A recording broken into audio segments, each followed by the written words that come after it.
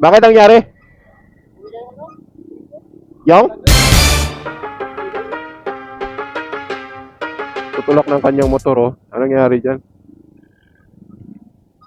Bakit ang nangyari? Yung? Yung... Yung alin dyan na nawalan?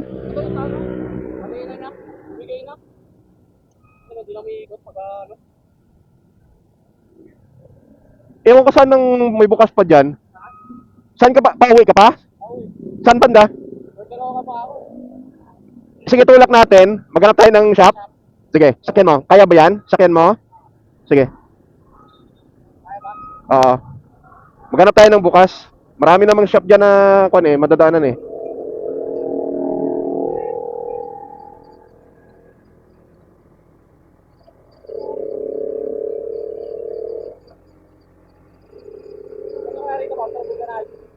Ha?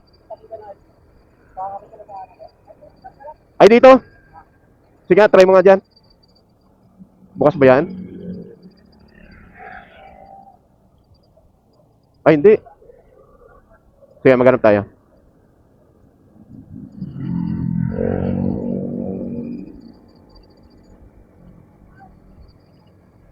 Ayan, may vulcanizing sa kabila. Bukas ba yan? Sarado.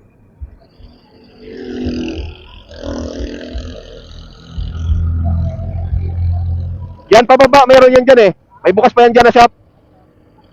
Sa isa pa, sa sunod pa.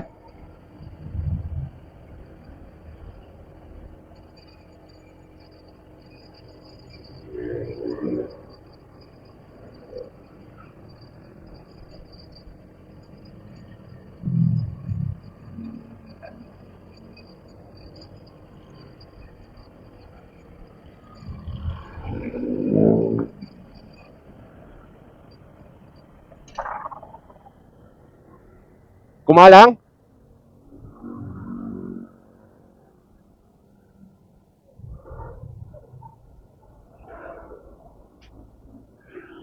Kumalang yata.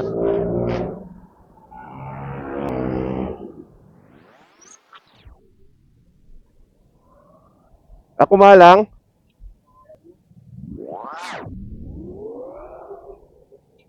Ito, may bukas pa na shop.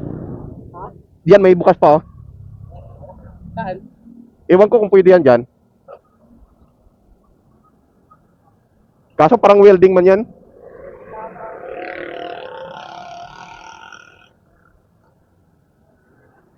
Hindi, no? Welding eh.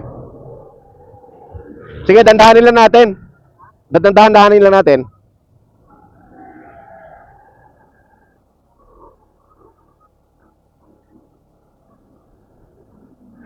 Makahanap lang tayo kahit vulcanizing.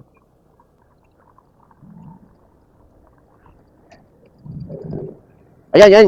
Ano, tawid ka na lang doon? Ayan, oh, bukas pa. Meron pa yan dito sa baba na isa eh. Pero kung wala na talaga to, ang dalawa na to, yung doon sa may Pagray, meron yan doon sa Pagray eh. Ayun, doon na lang si Kuya, no? Biro mo sa Caloocan, ano yun, North Caloocan pa siya uwi. Malayo-layo yun. Nagpasan area ng Fairview. So yun kasi si Kuya, dadaanan ko kasi doon, yung sa may bandang Kogyo, na nagtutulak ng kanyang motor. Ano bang motor yon? Raider 150. So, yun nga daw, merong sira ang motor. Pero ang napansin ko nga doon, lawlaw yung kadina. Eh, naghahanap sana siya kahit talyer man lang daw kasi may ipapakabit siya. Baka meron siyang reserbang kadina para maipakabit.